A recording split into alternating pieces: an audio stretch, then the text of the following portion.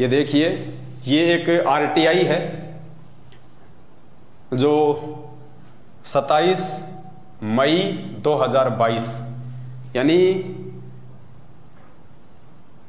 पिछले महीने की 27 तारीख को ये आरटीआई मध्य प्रदेश के भक्तों ने लगाई हिसार जेल में, ये जानने के लिए कि हिसार जेल के नाम से सतलोक आश्रम मैनेजमेंट हरियाणा जो पीले पर्चे भेजता है, फर्जी लेटर बना के भेजता है, नकली ऑडियो भेजता है, पुस्तकें छाप के भेजता है कि गुरुजी ने जेल से लिख के भेजी हैं, ये सब सही हैं या गलत हैं, इनमें कितनी सच्चाई है, इस बात को जनमानस के सामने लाने के लिए कोई लॉर्ड बुद्धा फाउंडेशन नाम करके कोई एक संस्था है। हालांकि वो लोग ज्ञान आधार से नहीं चल रहे हैं, गुरुजी को परमात्मा नहीं मानते हैं, मान बढ़ाई वश उन्होंने, पहले वो दास के साथ में थे, उसके बाद में मान बढ़ाई वश वो लोग दूर हो गए। उन्होंने सोचा कि हम भी संगत को ऐसे जोड़ लेंगे जैसे पवन दास ने जोड़ लिया। पवन दास ने संगत को नहीं जोड़ा, परमात्मा ने जोड़ा है।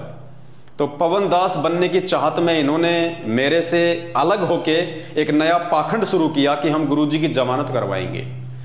जमानतनामा फॉर्म भरवाए मूर्खों से, 500 रुपए ले लिए कई मूर्खों से, और वही हालत है आज, वही के वही है वो। तो उन्होंने एक आरटीआई लगाई अभी पिछले महीने, तो उस आरटीआई में क्या जवाब आया है? राज्य जन सूचना अधिकारी कम जेल अधीक्षक केंद्रीय हिसार जेल नंबर 2 सेवा में श्री BL सूर्यवंशी अध्यक्ष Lord Buddha foundation 197/1 Surajpol Ranjit palace Surajpol Ratlam Madhya Pradesh. ये क्रमांक नंबर हैं आरटीआई के, ITR है या RTI क्या मुझे तो पता भी नहीं इनका। ये क्रमांक नंबर है 3165, दिनांक 27/5/2022। विषय सूचना के अधिकार अधिनियम 2005 की धारा 6/1 के तहत आवेदन एवं धारा 7/1 के तहत जानकारी दस्तावेज प्रदान करने बाबत।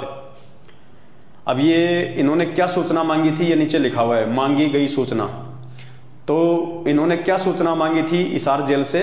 संत रामपाल दास जी केंद्रीय जेल नंबर 2 हिसार में वर्ष 2015 से बंद है के द्वारा वर्ष 2015 से अप्रैल 2022 तक की अवधि में संत रामपाल दास जी द्वारा जेल में रहते हुए जेल से बाहर पुस्तकें, पैम्पलेट, संदेश, ऑडियो, वीडियो जारी हुए हैं की प्रमाणित प्रतियां।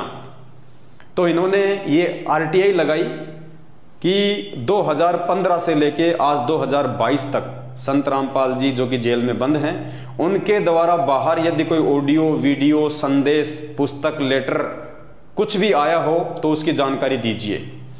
तो जेल की तरफ से सूचना दी गई है, प्रदान की गई सूचना, कोई पुस्तकें, पैम्पलेट, संदेश, ऑडियो व वीडियो इत्यादि इस कार्यालय द्वारा प्रेषित नहीं किया गया है, इसलिए सूचना शून्य है।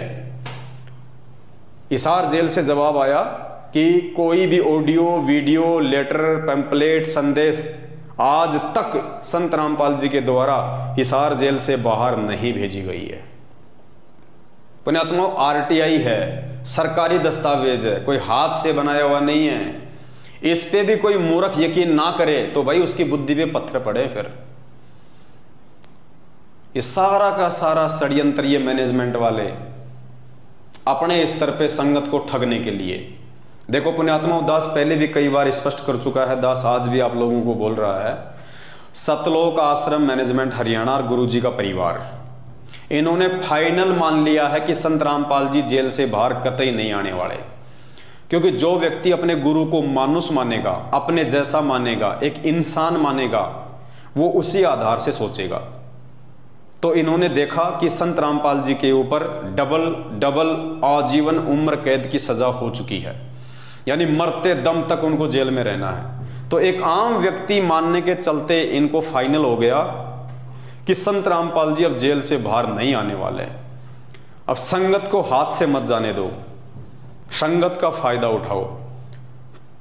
तो इन्होंने गुरुजी के आदेशों की आड़ में ये पैम्पलेट, पुस्तक, संदेश, ऑडियो, ये इन्होंने ड्रामा रचा कि संगत मूर्ख है, संगत भोली है, हम गुरुजी के परिवार वाले हैं, हम कोऑर्डिनेटर हैं, हम स्टेट कोऑर्डिनेटर हैं। संगत मूर्ख है, हमारे ऊपर ही विश्वास करेगी कि ये तो गुरुजी का भाई है, ये तो गुरुजी की बेटी है, ये तो गुरुजी का जवाई है, ये तो स्टेट कोऑर्डिनेटर है, आश्रम में गुरुजी के साथ में सेवा करता था, हमने इसको बहुत देखा आश्रम में। तो संगत हमारे ऊपर विश्वास करेगी और हम गुरुजी के आदेशों की आड़ में संगत को जम के लूटेंगे। और ये लूट पिछले 8 वर्षों से अनवरत जारी है। और इस लूट में मंदबुद्धि, नासमझ और बेबुद्धि किस्म के इंसान आते हैं जो इस लूट का हिस्सा बने हुए हैं, जो इतना ज्ञान लेने के बाद भी अपने गुरुजी के वचनों को छोड़ के, अपने गुरुदेव के सत्संग रूपी वचनों को छोड़ के, इन 2 कोडी के गुरुजी के परिवार वाले और कोऑर्डिनेटर और ये जगह जगह जो भिखारी बैठा दिए गए हैं नामदान केंद्र खोल खोल के, इनके आदेशों को महत्व दे रहे हैं। पुण्यात्माओं, कहां सतलोक जाओगे? ये रिहर्सल हो रही है, परमात्मा हमसे अभ्यास करवा रहा है कि जब तुम यही ठगे जा रहे हो तो ऊपर तुम कैसे साहूकार बनोगे? जब तुम यही नहीं समझ पा रहे कि मेरे गुरुदेव ने 27 साल से मुझे क्या पाठ पढ़ाया, बेटा राजनीति नहीं करनी, राजनीति बहुत गंदा खेल है, भगत को राजनीति से दूर रहना चाहिए, जगतकार भगत का 36 का आंकड़ा है, ना गलत काम करना, ना गलत काम में सहयोग देना, और तुम्हारे को एक पीला पर्चा निकाल के और राजनीति करवा के कि बीजेपी को ही वोट देना है। और एक पर्चे में तो इन महापुरुषों ने यहां तक लिख दिया कि जिन जिन भक्तों ने बीजेपी को वोट नहीं दिया उनका तो जिंदगी में कभी नाम ही शुद्ध नहीं होगा। गुरुजी का आदेश बता दिया। कमाल हो गया भाई, बताओ। राजस्थान का एक गैंगस्टर जो पुलिस एनकाउंटर में मारा गया था 4-5 साल पहले, आनंदपाल सिंह, बताओ उस गैंगस्टर का हम भक्तों का क्या संबंध है? लेकिन उस गैंगस्टर की सीबीआई जांच के समर्थन में तकरीबन 2000 भक्तों को राजस्थान के अजमेर में राजपूत करनी सेना की रैली में खड़ा कर दिया गया। और एक 2.5 फुट का आदमी एलडी जोधपुर वाला लक्ष्मण दास, वो भी राजपूत, उस राजपूतों की सभा में मैनेजमेंट ने उस 2.5 फुट के आदमी को खड़ा कर दिया। 5 लाख रुपए का चेक भगत समाज के दान का उन राजपूतों को दिया। अब वो राजपूत क्या करेंगे भाई? धर्म भंडारे में लगाएंगे या शराब पिएंगे, राजनीति में लगाएंगे, उल्टे कामों में लगाएंगे। इसलिए आज ये संगत अकाल मौतों का कहर झेल रही है। इसलिए संत रामपाल जी, भगवान की संगत में जितनी लाशें उठ रही हैं, इतनी तो नकली संतों की संगत में भी नहीं उठ रही। अकाल मौत, जबकि ये भगवान तो गारंटी देता है कि मेरे से नाम उपदेश लेने के बाद यदि आप मर्यादा में रहोगे, काल आपको छू भी नहीं सकता, काल आपको हाथ भी नहीं लगा सकता। ये परमात्मा का वचन है। फिर क्यों अकाल मौत हो रही है? क्यों आए दिन सारनामी लोग, सतनामी लोग गाड़ियों के नीचे एक्सीडेंट होकर मर रहे हैं, अकाल मौत मर रहे हैं, बीमारियों से मर रहे हैं? क्यों? क्योंकि इस सतलोक आश्रम मैनेजमेंट हरियाणा ने तुम्हारी मर्यादा तोड़वा रखी है। तुम्हें ना घर का छोड़ा, ना घाट का छोड़ा, तुम्हें धोबी का कुत्ता बना के छोड़ दिया इन लोगों ने। तो पुण्यात्माओं, समझ जाओ, हमारा तो केवल एक प्रयास है आप लोगों से विनती करने का